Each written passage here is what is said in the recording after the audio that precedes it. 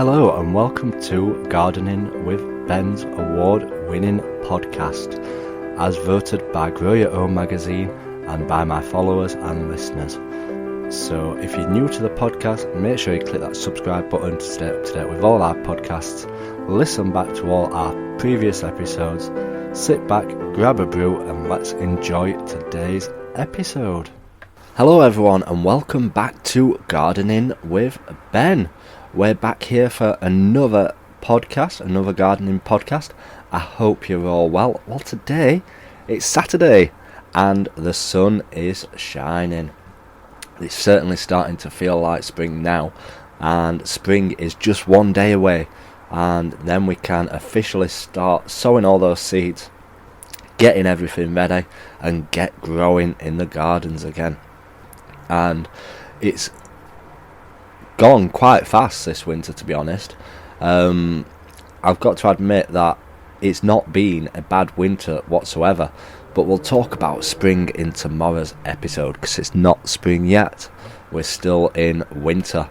But yeah, it's certainly been a busy day for me down at the allotment today, and I'm glad that I'm finally back down at the plot and the weather is perfect for me. The weatherman must have been waiting for me to come off shift and get back into the allotment and enjoy being there. I couldn't go live for my followers this morning because I'd forgotten to charge my phone up properly, so it was only half charged, and obviously I've not got the battery to do it while I'm down there. But we have had a fantastic day this morning down there. I've only spent a few hours there, but tomorrow I'm hoping to get there for about 7 o'clock in the morning, as the days are a lot lighter in the morning and it's a good time to go down. I don't know if you're the same, but I absolutely love going down to the allotment nice and early, getting there when it's nice and fresh and getting there and enjoying the day down there. So what have we been up to down at the allotment? Well, the first thing is, when we first go to the plot when we've not been on for a while, is have a look around. Just have a look around us and see what's happening down there. See what's growing, see what's changed. Every time when you go to the allotment now, you will notice changes every single day. And I've certainly noticed the change from not being there for 4 days now. And yeah, wow, all of the bulbs are coming out and starting to look absolutely fantastic on the plot. I can't believe how well they're actually looking. I planted a load of irises at the beginning of the year and they're doing so well at the moment, and they're blooming really good. I'm going to post a picture of them on Instagram later and you'll be able to see exactly what they look like and how well they're actually growing. And they've added so much more colour this year to the allotment because they're a fantastic looking purple colour, and I'm so glad that I added them to the allotment. And it's the first time that I've grown irises. I've got crocuses, but I've never grown irises before, and they certainly are one fantastic looking flower to add on to the allotment. And because of how nice they look, I'm definitely going to be adding a lot more to the plot at the end of the year for next year, and hopefully we can get more and more irises growing on the allotment. I don't know if they come in different colours or not though, because all these ones are purple. So if you know about irises, let me know. Tell me if they come in different colours. Send me a message. I always like to find out these things. And it's a case of just adding more bulbs every single year in patches where there isn't no bulbs, and just seeing what they look like. And obviously all my daffodil bulbs are coming out now. They're starting to look fantastic. They're a bit later than a lot of other people's, but they're growing and they're coming out steady by steady. And my hyacinths are starting to pop open as well. They're one of my favourites, hyacinths. They're expensive to buy, the bulbs, but they are one of my favourites. And the smell that you get from them, wow, absolutely fantastic. So they're a great addition to the plot. If I could have all my borders with hyacinths, I would do, but it would cost me an absolute fortune to do that, unfortunately. But we'll keep adding some every single year and keep adding some more to the plot and seeing where they come up. But yeah, I'm so pleased with how well my bulbs have come out this year. Like I said, there's still a lot more of my plot to put bulbs on, but we're doing it progressive like throughout the years and getting more and more bulbs on the plot. And it was great to see today because obviously, like I say, it's spring tomorrow and the bees are starting to buzz around now. I've heard a few bees buzzing around, and tomorrow, and obviously as the weather gets warmer, it's going to be 20 degrees later on in the week, so it says for Sheffield. As the weather gets warmer, more and more bees will start popping out and coming and flying around again. And that is the reason why I've grown all these bulbs, for the bees, because without them the bees wouldn't be able to get the food that they need when they wake up. So having all them bulbs and flowers open for them, they're absolutely loving them. So I'm pleased about that. And as I was getting to the allotment this morning, which I have shared a picture of, I could hear this loud noise in the sky, and I looked up and it was a flock of geese flying over, which shows that the warmer weather is coming, because they're coming back to the UK. They're coming back to enjoying the UK weather. They obviously all migrated over the winter time, but now they're starting to fly back and come back and show that the weather is improving here at the allotments and in Sheffield. So yeah, I saw them, and then I saw a ladybird as well.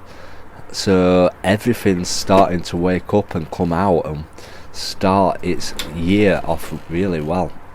I've just had to shut my window because the wind is blowing. It may be lovely outside, but it's certainly windy. But yeah, it's absolutely starting to come on this year, my plot.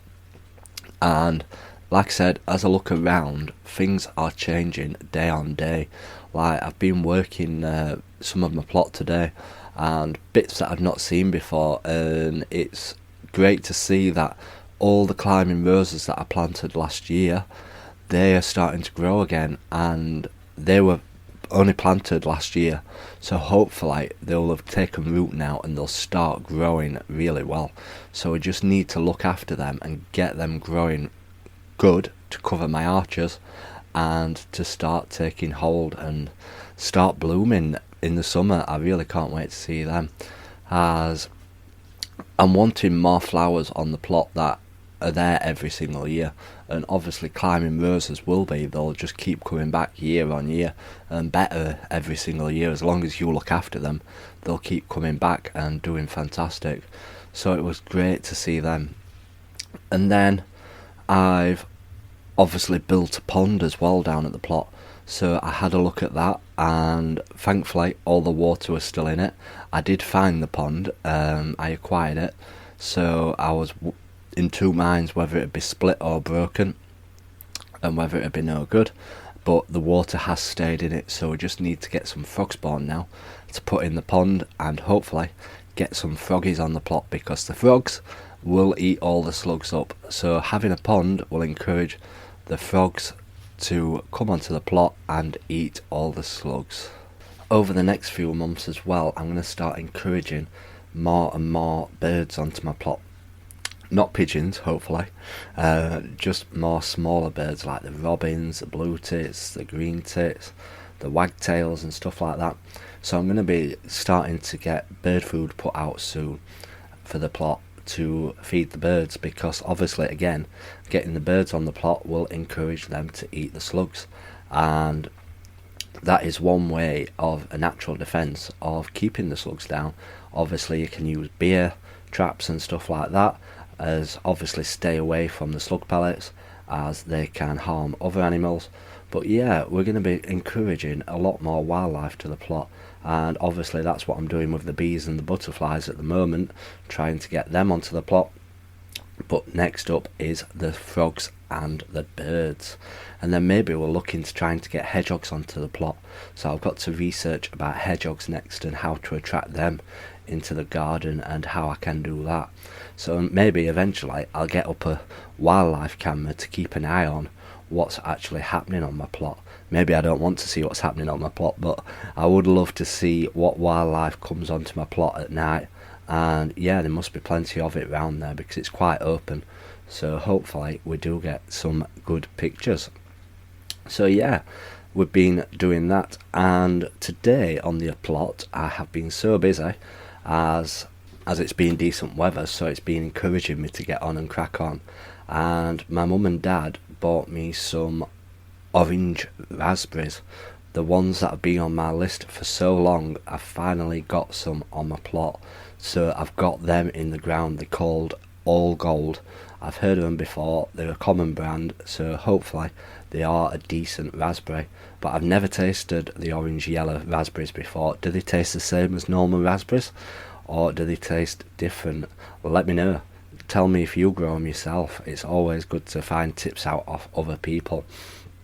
So I planted them, and then I've been sorting out all my other summer raspberries on my plot, as I'd not pruned them yet. So I've been pruning all the dead canes to the floor, and all the new growth which grew last year, I've been sorting that out, because the ones that are really long, they say to prune the top off them and they'll help them bush out and produce more raspberries and more fruit. So that is what I've done. I've gone for that tip, so we'll see how well and how effective it is, whether it works or not, because apparently it encourages the fruit to grow rather than growing the cane.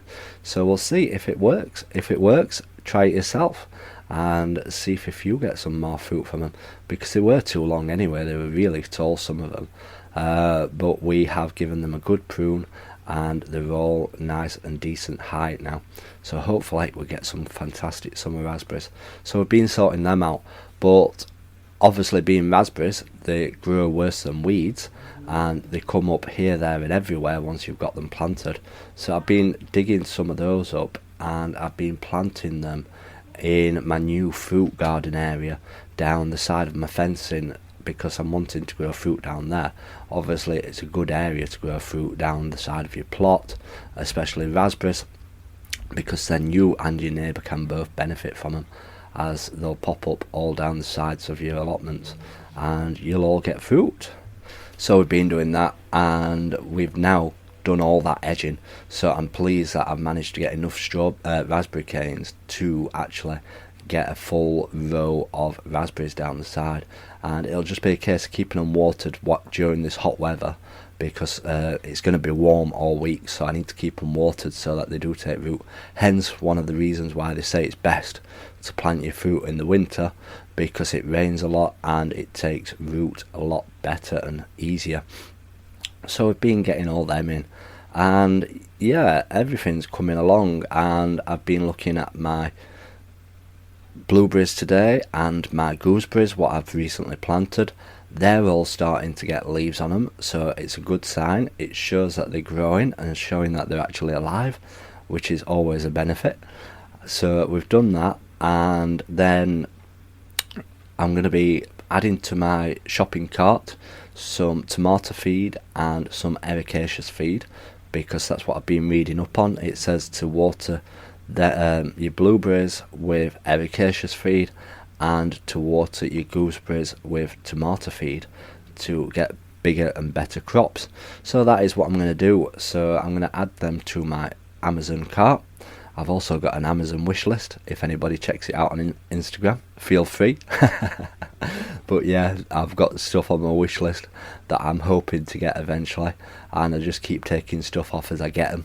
And it's just as you see stuff, really, I just keep adding it to it and hoping that one day I'll be able to purchase it. And I had a sneak peek at my grapevine today. It's still not waking up yet. I've put like a plastic cloth over the top of it to warm it up and to try and wake it up, really, because it's pretty much dormant when I bought it. I am hoping that it is alive. It has got buds on it, so it is alive, hopefully. We just need it to wake up and start growing. And if anybody else grows grapevines, please do let me know, because when I bought it off this website, there were a lot of good feedback and a lot of bad feedback, and a lot of people said that it was dead when they purchased it, and a lot of people just said it were dormant when they purchased it and it did wake up and start growing. So I'm hoping that it is alive, because I did spend quite a bit of money on it, to be honest. It was a good size grapefruit, so hopefully it is alive, and hopefully we will get it growing this year. So we're looking at that. And my thornless blackberries, they're all looking nice and healthy, looking alive and awake. They're all hopefully going to start growing now that it's getting warmer. Obviously, again, with fruit, it just needs to take root and then it'll start getting growing and hopefully producing fruit. I've never grown thornless blackberries before, so a lot of people are telling me they don't take over too much. So hopefully we do get a good crop, because I bought 3 plants altogether. I thought that'd be enough for now to see how we get on with. If they do well, if they taste nice, I'll put some more in down the side of the plot, because I do want to fill all my sides up with fruit, because fruit is one of the most expensive things to buy, and it's so easy to grow. If you've got the plants, you'll certainly get your money's worth back from them, and that's why I encourage you to use down the sides up as space for growing fruit like raspberries and blackberries and stuff like that. So make use of every little bit of space. But I've definitely added onto my wish list the honeyberry. I really do want them after seeing that on Love Your Garden the other day. I do want to try growing them. They've got a taste of a blueberry and a raspberry. But yeah, they do look nice, and they're one of the super fruits, and apparently they're a lot better than the blueberry. So they must be really good if they're better than the blueberry, because the blueberry is one of the best super fruits around. So yeah, we've got that to do. And then I've just been going around my plot, starting to get it all clear, because I'm working on my main part of my plot now. This is where I do grow everything on the plot and get it growing. My areas that I've done already are my fruit areas, but obviously my main plot area is the next on the list, because obviously we're going to be planting outside come May, end of May, when the chance of frost has gone. I won't be planting out before then. The only things that I'll be planting out before then are my onions and my potatoes and possibly my broad beans and peas. So we need to get it all ready and get it all tidy, because like I said, I like to set myself targets, and this month is my target for getting my main plot area done and all the maintenance work done on it, and then next month will be a case of getting it painted, and then May will just be a case of finishing off any bits that need doing, ready for the full shebang and getting growing in May. So yeah, and obviously come end of March, that is when I'm going to be planting all my seeds, because that's when I get paid, and I can't get any compost at the moment until I get paid, so I'm waiting for payday on the 25th. So yeah, it's going to be pretty busy coming up soon.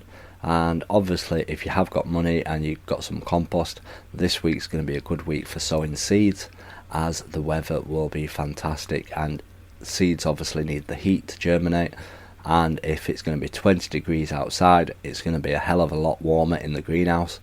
And just remember, the nights still do get cold though, so just be careful of getting things frost killed. So yeah, it's going to be extremely busy over the next few days. I'll be back down at the allotment tomorrow, so hopefully we'll get lots more done. First day of spring tomorrow, which is going to be exciting. So yeah, I'm looking forward to it. Start of a new month, well, not a new month, a new season starting tomorrow, so I'm looking forward to that. So I hope you all have a fantastic weekend, everybody. Please do send me a message and let me know what you're getting up to. It's always good to hear from my listeners and my followers, and I hope that it is a nice and warm one for you. I know it's meant to be getting a bit cooler tomorrow, back down to 10 degrees possibly tomorrow, but hopefully in the week it's going to be a scorcher. So have a great one, everybody, and as always, remember, if you've not subscribed to this podcast, please do click the subscribe button. We do post these podcasts on a regular basis, and it does help me get seen the more people that subscribe to it, so please do click that subscribe button. Until next time, remember, keep smiling, keep gardening, and keep listening to Gardening with Ben's podcasts. So thank you for listening to today's episode of Gardening with Ben.